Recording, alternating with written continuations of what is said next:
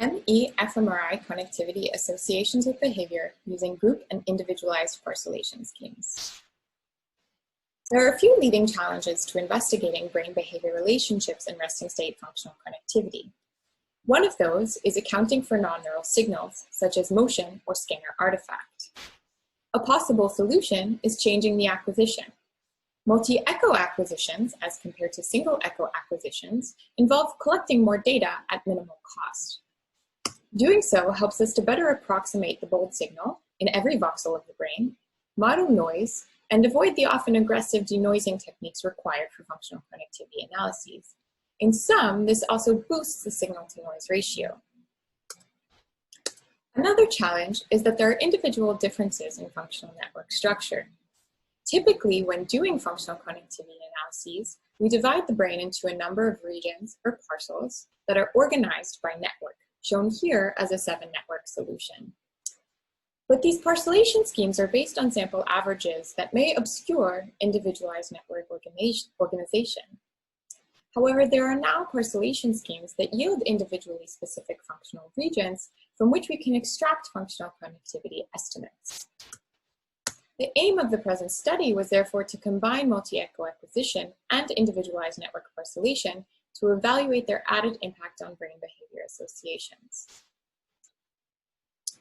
To do so, we collected multi-echo resting state data from a large sample of young adults, as well as behavioral data using the NIH toolbox. And we processed the data in 2 ways: as single echo data, by extracting the second echo and applying standard processing such as nuisance regression and censoring, but we also processed it as multi-echo data. We then parcellated the data in 2 ways, using the group parcellation, more often used, as well as individualized parcellation. This left us with 4 pipelines. We created functional connectivity matrices for each pipeline, we quantitatively compared them, we derived graph theory measures, and we associated those measures with behavior. The main effect of processing, comparing single echo processing to multi-echo processing, we saw higher within-network connectivity for multi-echo processing. That is, each color or network clustered more with itself than with any other network.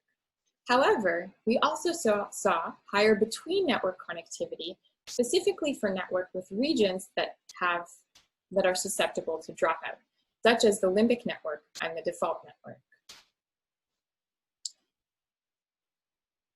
For the main effect of parcellation, we saw higher between-network connectivity. Within single echo processing, this was visible as higher between-network connectivity in the dorsal attention network as well as the ventral attention network.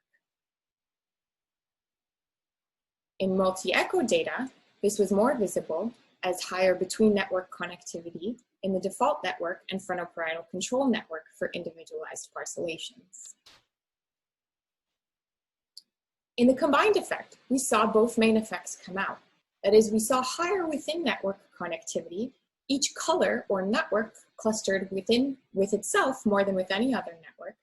But we also saw higher between-network connectivity, especially for networks that have regions susceptible to dropout.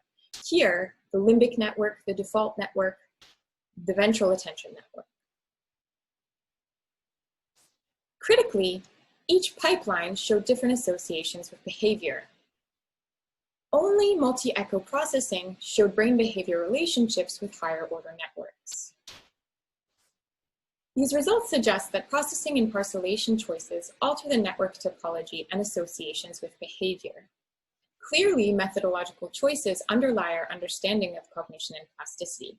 This was true in a large sample of young adults, but this is ever more important in a more heterogeneous sample, ultimately calling for a need to optimize existing tools.